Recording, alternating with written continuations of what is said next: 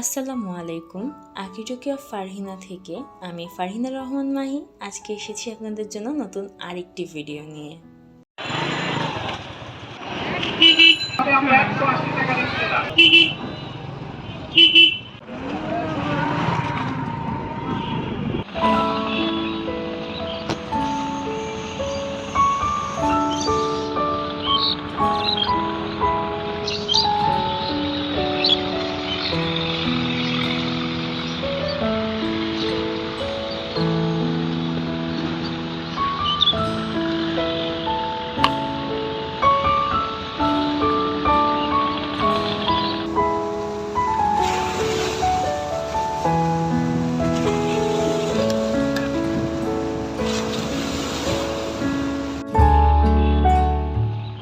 কথায় আছে ন্যাড়া বেলতলায় একবার যায়, কিন্তু তাতে আমার কি? আমার তো মাথা ভর্তি চুল, আমি বেলতলায় যাই বারবার। কথাটা কেন বললাম? আমার গত ভিডিওতে আমি যখন ওয়াটার কালার প্যাডে ছবি আঁকতে গিয়ে বলেছিলাম যে আমি একটু আনকমফোর্টেবল ফিল করছি, নিজের মতো করে কাজ করতে পারছি না। সেই ওয়াটার কালার প্যাড নিয়েই চিন্তা করলাম আমি আরেকটি ওয়াটার কালার প্র্যাকটিস করে দেখি, এবং দুঃসাহস দেখাতে গিয়ে চলে গেলাম ঠিক পোস্তগলা ব্রিজের পাশে। যেহেতু আমি পুরান ঢাকার মেয়ে, পুরান ঢাকার প্রতিটা অংশ, সেখানে নদীর ধারগুলো, এগুলো আমার খুব পরিচিত। তো কোনো এক পরন্ত বিকেলে আমি চলে গেলাম সেখানে ছবি আঁকার জন্য। এবং দুঃসাহসের ব্যাপার এই কারণেই বললাম, কারণ ঘরে যেই কাগজে আমি ছবি আঁকতে পারছিলাম না, সেটা নিয়ে আমি ছবি আঁকবো, তাও আবার একদম জনসমক্ষে।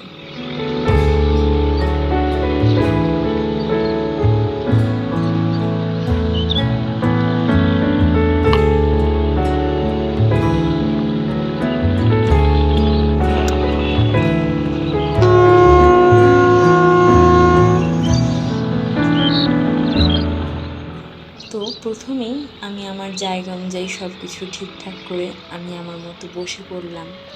দিনটি ছিল একটি ছুটির দিন এবং সন্ধ্যা হবে বিকেলে ঠিক সেই সময়টায় আমি গিয়েছিলাম। আমার হাতে সময় ছিল খুব কম, সব মিলিয়ে হয়তোবা 25 থেকে 30 মিনিট, কারণ যে কোনো মুহূর্তে সন্ধ্যা নামবে এবং আমি যাচ্ছিলাম অন্ধকার হওয়ার আগেই আমি যেই ছবিটি আমার খাতায় বাক্সবন্দি করতে চাচ্ছি, সেই ছবিটি বা সেই দৃশ্যপটটি যেন আমি তুলে ধরতে পারি।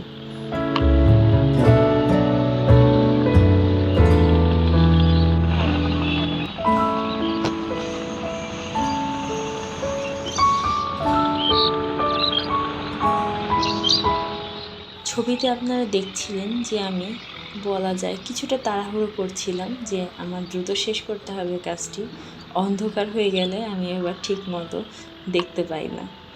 যাই হোক, আলো থাকতে থাকতে আমি আমার ছবিটি শেষ করতে পেরেছিলাম। সেখানে যাওয়ার পর মজার একটি ঘটনা, আমি আমার একটি কালার আনতে ভুলে গিয়েছি। সেই সময়তে আমি একদম চিন্তায় পড়ে গেলাম, কি করব এখন এই কালারটা ছাড়া। ঠিক আছে, তারপর সেটা ছাড়াই আমি আমার মতো ম্যানেজ করেছিলাম।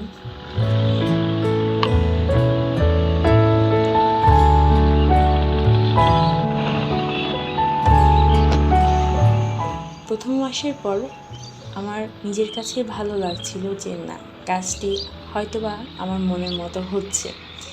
এখন অনেকেই বলবেন বুড়িগঙ্গার পানি নোংরা, পচা পানির ধারে। ভাই, বিশ্বাস করেন, আমি যখন কাজ করতে গিয়ে সেখানে বসেছিলাম, পানির দুর্গন্ধ বা পচা পানি এই ব্যাপারগুলো আমার মাথায় ছিলই না। কারণ আমি উপভোগ করছিলাম সেখানকার প্রকৃতি, সেখানে আকাশের সৌন্দর্য, সেখানে মানুষগুলোর জীবনযাপনের সৌন্দর্য। এবং আপনি যদি সুন্দর চোখ দিয়ে দেখেন, তবে প্রতিটা জায়গায় আপনি সুন্দর খুঁজে পাবেন, কারণ জীর্ণতার মধ্যেও রয়েছে সুন্দরের বসবাস। এবং আপনি কিভাবে সেটা দেখবেন পুরোপুরি নির্ভর করছে সেটা আপনার উপর। তো আমার কাছে একদমই খারাপ লাগেনি।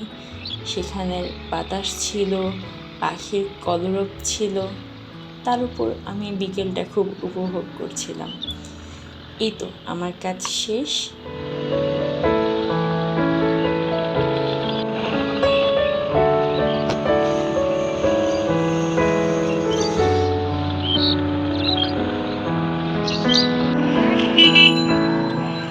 এইবার ঘরে ফেরার পালা।